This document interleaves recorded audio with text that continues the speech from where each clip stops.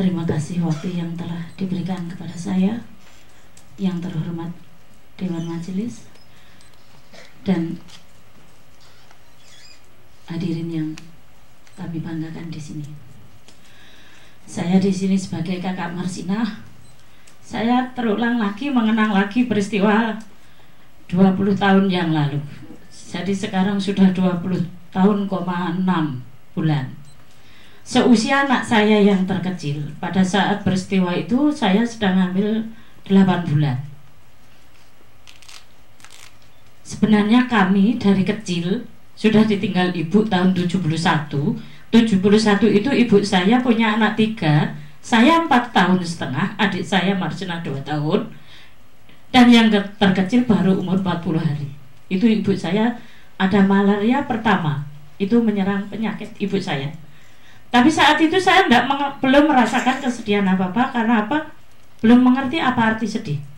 Sehingga kami saat itu tahun 71 itu bulan Mei juga, tanggal 10 Mei ibu saya meninggal juga. Saya terpisah dari adik-adik saya. Adik yang bayi dirawat oleh nenek dari bapak. Saya sama adik tinggal di rumah nenek. Kami masa kecil sebenarnya juga bahagia karena tidak ada tekanan dari nenek ataupun orang tua, karena mungkin kasihan saya sudah tidak punya ibu, sehingga kami bermain dengan senang hati berdua dengan adik saya. Namun setelah saya SD kelas 5 saya pindah ke paman saya untuk supaya saya bisa melanjutkan sekolah di lanjutan lebih atas. Saya di situ berpisah dengan adik saya. Namun saya SMP kelas 3, adik saya Marsinah juga menyusul ke rumah paman saya untuk menggantikan saya supaya adik saya menggantikan posisi saya ikut paman. Jadi ikut namanya orang ikut yang sebelumnya sama sekali tidak tahu pekerjaan rumah untuk nyuci atau gosok, itu akan digantikan adik saya. Pada saat yang sama itulah kami merasakan kesedihan bagaimana menderitanya batin karena ikut, satunya saudara, satunya bukan. Sehingga itulah saya merasakan arti hidup, bahwa ada bahagia, ada kesedihan. Sehingga saya setelah itu saya melanjutkan di SPG, adik saya di SMP. Sebenarnya adik saya waktu SMP pun nenek saya keberatan karena membiayai 2 anak, 2 cucu itu berat. Tapi adik saya tetap semangat melanjutkan di SMP 5 negeri, diterima, sehingga dua-duanya masuk sekolah di negeri. Saya SPG negeri, adik saya SMP. Jadi nenek saya bebannya sudah berat waktu itu, sehingga saya tetap bisa bersekolah. Saya lulus, saya ke Surabaya di wilayah Kutisari Industri Sir, di situ kawasan industri. Adik saya juga begitu lulus itu langsung menyusul ke sana. Nah, pada saat disitulah adik saya suruh masuk di industri Sir. Nah, awalnya diterima di perusahaan lain, terus untuk mengadu nasib lagi baru pindah ke CPS, yaitu PT yang memproduksi arloji.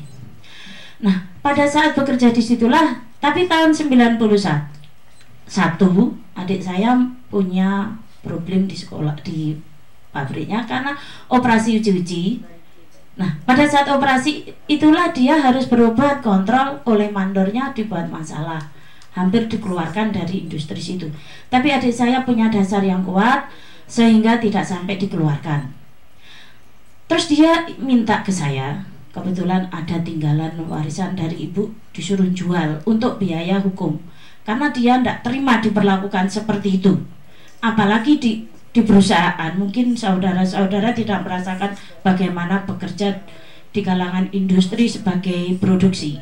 Di situ diperlakukan yang tidak sama, terutama dia merasakan perbedaan. Kalau yang tenaga kerja dari Cina penghasilannya lebih besar, pekerjaannya lebih ringan, sedangkan yang produksi diawasi dengan seperti itu, tenaga harus diperas seperti itu. Sehingga adik saya merasa diperlakukan seperti itu, dia mau ke LBH. Jadi dengan biaya mau jual sawah, tapi saya jangan dek, karena perusahaan itu berusaha tidak asal usaha. pasti punya dekengan atau apapun. Kamu sebagai anak kecil saja tidak ada artinya begitu. Setelah saya bercerita-cerita kasus-kasus yang pernah saya dengar, dia sudah agak reda setelah mendengar dari orang lain sendiri. Namun dia minta kuliah ke saya. Kebetulan 91 itu saya baru tes ke CPNS, baru diterima, sehingga saya belum dapat gaji. Saya beri tempo, nanti kalau saya sudah mengajar, saya punya ada penghasilan, silakan kuliah. Setelah itu ketemu, lebaran saya ketemu, jarak 1 bulan adik saya sudah meninggal dunia. Pada saat adik saya meninggal dunia itu tengah malam, jam 11 malam, pintu diketok, diberitahu kalau adik saya meninggal. Saya tanya, adik saya siapa? Siapa lagi kalau bukan Marsina?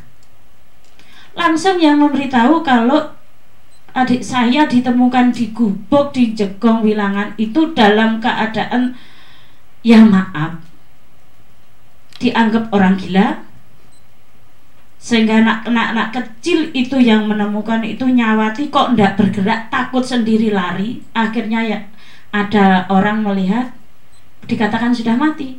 Kenapa kok tahu mati? Itu saya waktu mendengarkan sidang di pengadilan. Karena ada semut yang ngeremeti di mukanya. Kalau orang masih hidup walaupun tidur pasti ada reaksi dari tangannya. Itu yang saya dengar dari Pak Wiji yang waktu itu melihat. Nah, semenjak itu adik saya meninggal, paginya mau dimakamkan tuh banyak orang yang bercerita kalau adik saya meninggal dalam posisi pendarahan.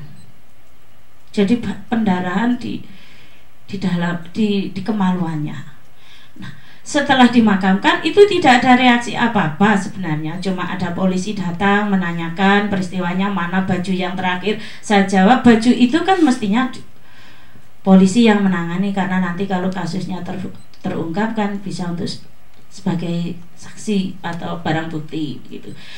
Dan setelah itu hampir 40 harinya adik baru ditangani polisi. Jadi saya dalam keadaan hamil 40 harinya adik, saya 2 harinya langsung melahirkan anak saya yang terakhir itu.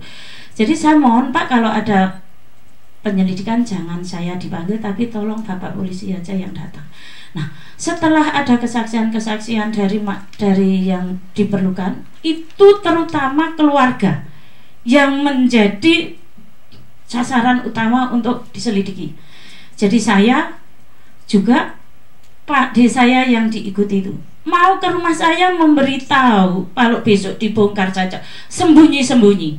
Karena terkadang ada yang sentimen melihat Pak D saya keluar saja itu sudah termasuk sebagai orang tuduhan juga pada saat itu. Nah, setelah itu jam 1 malam ada dan Intel datang ke rumah memberitahu kalau besok untuk dibongkar makamnya dalam penyelidikan 1 itu. Saya merasa pada saat itu memang saya ambisi sekali untuk ingin tahu siapa pembunuh adik saya. Sehingga kasus penyelidikan pertama makamnya dibongkar, penyelidikan kedua makamnya pun dibongkar.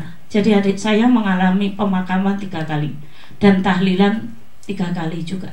Nah, seperti itu peristiwa yang saya alami pada saat itu. Jadi yang menangani pada saat itu, saya punya ambisi, punya kemauan yang keras supaya adik saya itu siapa pembunuhnya bisa tertangkap, bisa tahu. Saya tidak ingin dia itu bebas pada saat itu.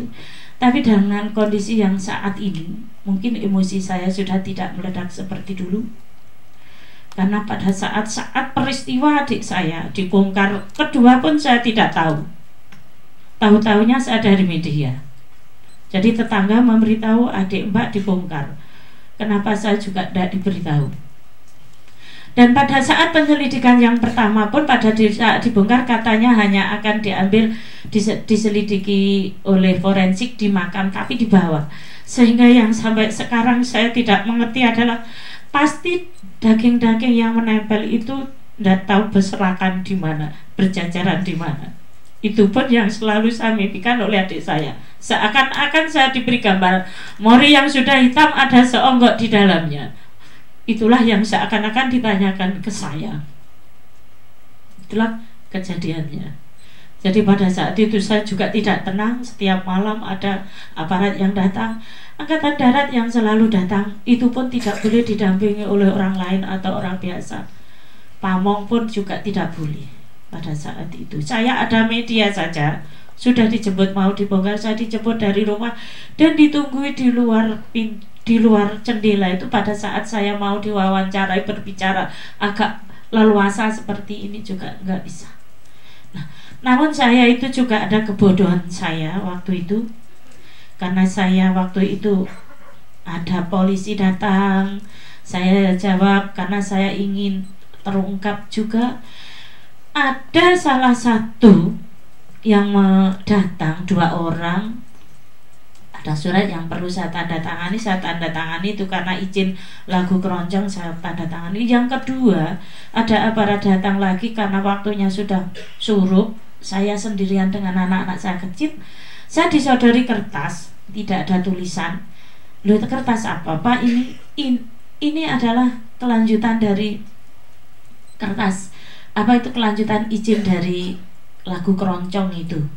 Saya tidak pikir panjang karena itu aparat yang datang, jadi saya tanda tangani saja kertas kosong. Nah, sampai sekarang itulah yang menjadi tanda tanya saya, apakah itu yang untuk merekayasa peristiwa adik saya? Itu yang tidak habis pikir sampai sekarang. Saya baru kali ini saya mengungkapkan peristiwa yang satu ini. Sekian dari saya.